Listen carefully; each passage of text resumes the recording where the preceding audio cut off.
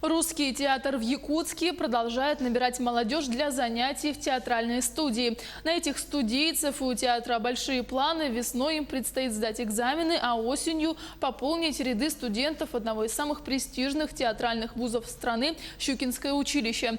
Первый набор состоялся еще осенью. Из 35 кандидатов в студию были зачислены 12 человек. Кто-то, хлебнув в театральной жизни, понял, что актерство – это не его. Другие же еще больше убедились в том, что выбрали верный курс. Сегодня в Русском театре прошел второй набор на вакантные места в студию. Из 5 претендентов 3 получили заветный статус студийца и шанс стать студентом «Щуки». Ребята подготовленные. Ну, посмотрим. Теперь мы с ними занимаемся. С ними преподаем речь, чтобы они были скрепощены, чтобы умели владеть собой, и были готовы к экзаменам.